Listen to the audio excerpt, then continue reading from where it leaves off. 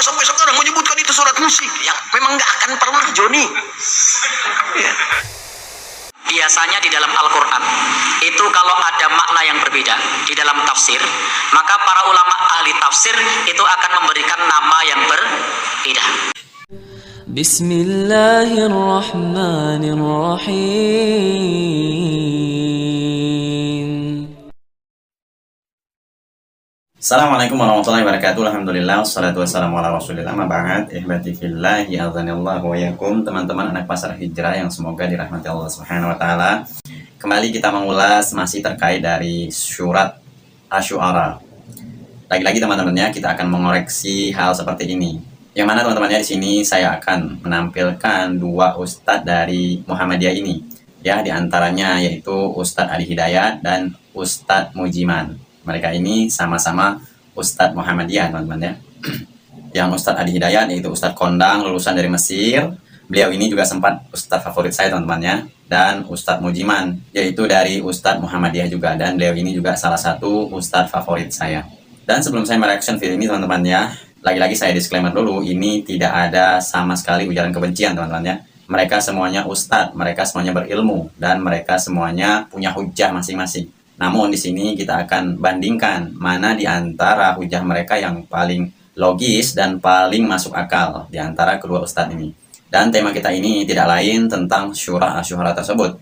Apakah benar para ulama terdahulu memang tidak menamai surah Asy-Syu'ara ini dengan nama-nama tertentu seperti halnya di dalam surat-surat yang lain, teman-temannya, yaitu contohnya surat Al-Lahab, surat An-Nasr. Kenapa kok para ulama terdahulu tidak menamai surat Asy-Syu'ara ini? Apalagi Ustadz Adi Hidayat menyebutkan surah Asy-Syu'ara tersebut dinamai dengan surah pemusik.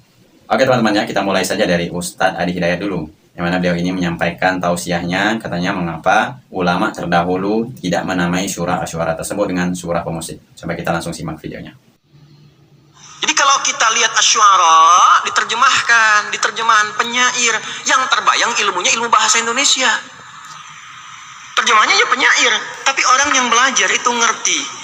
Oh, penyair itu orang yang tahu syair. Syair itu ada lagunya, notasinya, dan seterusnya. Nah, itu gambarannya. Maka tidak salah kalau diterjemahkan musisi dalam bahasa kekinian supaya orang paham. Tidak pernah para ulama sampai sekarang menyebutkan itu surat musik. Yang memang nggak akan pernah, Joni. Ya. Karena ulama dulu tuh sudah paham ya syu'ara, penyair ya pemusik. Untuk apa lagi dijelaskan? Karena mereka paham. Di sini Ustadz Adi Hidayat menjelaskan teman-temannya, para ulama terdahulu katanya sudah paham dengan nama surat tersebut. Memang benar teman-temannya apa yang diungkapkan oleh Ustadz Adi Hidayat ini. Tapi apakah mungkin para ulama terdahulu tidak menamai surat tersebut kalau memang surat tersebut dinamakan surat pemusik? Coba kita lanjutkan. Yang belum paham tuh kita, makanya saya pahamkan. Begitu Cepi. Cepi itu cepat pikirkan, bukan orang. Cepat pikirkan. Nah, kita ngajinya pakai ilmu. Jadi kalau sudah paham mengerti seperti itu, jelas paham. Ya, mengapa ini muncul seperti ini syair begini dan sebagainya? Ya tadi melihatnya persepsi berbeda. Karena ternyata yang motong video. Nah di sini teman-temannya ungkapan dari Ustadz Adi Hidayat ini, mengapa para ulama dulu katanya tidak menamai Asy-Syu'ara tersebut dengan surah pemusik karena mereka sudah paham dan sudah mengerti. Tapi setelah saya menyimak video dari Ustadz Muhammadiyah berikutnya, yaitu Ustadz Mujiman, kenapa kok berbeda dengan ungkapan yang diungkapkan oleh Ustadz Adi Hidayat ini? Nah teman-temannya, coba mari kita simak saja pendapat dari Ustadz Mujiman ini. Apakah pendapat Ustadz Mujiman ini sama dengan yang diungkapkan oleh Ustadz Adi Hidayat tersebut? Coba langsung kita simak videonya. Apakah benar para ulama terdahulu tidak menyebut surat Asy-Syu'ara sebagai surat pemusik karena sudah paham bahwa penyair itu juga pemusik? Baik, ini pertanyaan yang dalam bagi saya, karena saya tidak punya kemampuan untuk menganalisis secara bahasa. Saya tidak punya kemampuan untuk menganalisis secara bahasa. Saya tidak punya kemampuan untuk menganalisis dari sumber-sumber yang lain. Tetapi yang saya temukan, biasanya di dalam Al-Quran itu kalau ada makna yang berbeda di dalam tafsir, maka para ulama ahli tafsir itu akan memberikan nama yang berbeda. Di sini Ustadz Mujiman menjelaskan, apabila surat tersebut itu ada namanya, pasti para ulama menamai surat tersebut dengan nama-nama tertentu. Jadi awalnya ini sudah berbeda teman-temannya dengan yang diungkapkan oleh Ustadz Adi Hidayat tadi. Coba kita langsung simak kelanjutannya. Contoh, surat di dalam Al-Quran yang punya potensi nama yang lain, maka ulama akan menamai itu Al-Fatihah. Al-Fatihah itu dinamai dengan nama yang banyak. Ada As-Sab'ul Mathani, ada apa lagi? At-Tikrar, apa lagi? Ummul Kitab, apa lagi? Fatihatul Kitab, apa lagi? Asy-Syifa, apa lagi? Al-Wafiyah. Jadi kalau ada nama-nama lain atau makna lain, ulama akan menjelaskan. Karena ulama itu tidak kitman, tidak menyembunyikan ilmu. Demikian pula Nabi Shallallahu Alaihi Wasallam itu sifatnya adalah tabligh, menyampaikan ilmu, bukan kitman, menyembunyikan ilmu. Maka kalau kita melihat kepada surat-surat yang lain yang dijelaskan nama-nama lainnya, mestinya untuk surat Asy-Syu'ara juga para salafus saleh akan menjelaskan nama-nama lainnya. Dan inilah poin yang penting teman-temannya. Ustadz Mujiman menjelaskan, mestinya jika nama-nama surat yang lain itu ada namanya, pasti para ulama juga akan menamai surat Asy-Syu'ara tersebut. Inilah jadi poin penting bagi kita teman-temannya. Memang itu dijelaskan nama-nama lainnya pula, tetapi tidak disebut nama lain tersebut adalah surat pemusik, itu tidak disebut. Contoh lagi surat yang lain, surat An-Nasr punya nama lain, apa? At-Taudi, punya nama lain, Idza Jaa. Surat apa? Al-Lahab punya nama lain, apa? Tabbat Yada, apa lagi? Al-Masad.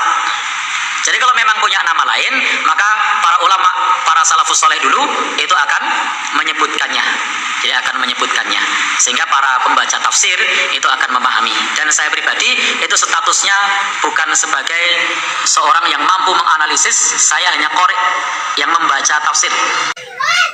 Nah di sini teman-temannya saya menyukai apa yang diungkapkan oleh Ustadz Mujiman ini. Beliau ini tawadu apa adanya, tanpa menambah-nambah dan mengurang-urangi. Beliau ini hanya seorang qori katanya, itu hanya seorang pembaca. Dan beliau ini tidak berani mengambil kesimpulan sendiri teman-temannya. Dalam bacaan yang saya baca tidak menemukan nama lain dari surat Asy-Syu'ara itu adalah surat pemusik, itu tidak menemukan. Sehingga saya pribadi tidak sampai kepada derajat telaah, tidak sampai kepada derajat ulama yang mampu mentelaah. Saya sifatnya masih sebagai dai tarkam, dai antar kampung yang kapasitasnya hanya membaca dan belum menemukan bacaan dalam tafsir yang menjelaskan bahwasanya nama lain dari surat Asy-Syu'ara adalah surat pemusik. Masya Allah, tabarakallah teman-temannya. Begitulah penjelasan dari dua ustadz tadi yang mereka itu sama-sama berilmu di dalam menyampaikan hal tersebut. Namun poin yang paling penting kita ambil dari kesimpulan pendapat dari dua ustadz tadi teman-temannya, kalau saya pribadi itu lebih memilih pendapat dari Ustadz Mujiman, karena beliau ini tidak mengedepankan hawa nafsunya. Beliau ini hanya seorang qori katanya, seorang pembaca, dan tidak berani menambah-nambahi dalam bacaannya tersebut. Oke teman-temannya, cukup sampai di sini dulu video dari saya. Semoga teman-teman semua bisa menelaah apa yang diungkapkan oleh kedua ustadz tadi. Mungkin teman-teman semua bisa menilai mana pendapat kedua ustadz tersebut yang paling mendekati kepada kebenaran atau yang paling logis bisa kita terima dengan akal. Di mana Ustadz Ali Hidayat tadi menjelaskan, katanya para ulama dulu tidak perlu menamai surah Asy-Syu'ara tersebut dengan surah pemusik karena mereka sudah faham. Memang betul teman-temannya, namanya para ulama pasti mereka orang-orang berilmu. Tapi di sisi lain Ustadz Mujiman menjelaskan para ulama tidak mungkin tidak menamai nama-nama surat tertentu seperti halnya surat-surat yang lain, seperti yang dijelaskan oleh Ustadz Mujiman tadi, yaitu surat Al-Fatihah, surat An-Nasr, Al-Lahab, dan lainnya. Pasti para ulama menamai nama-nama surat tersebut. Oke teman-teman ya, semoga bermanfaat. Sallallahu alaihi Muhammad, subhanakallahumma bihamdika, asyhadu an la ilaha illa anta, astaghfiruka wa atubu ilaik. Assalamualaikum warahmatullahi wabarakatuh.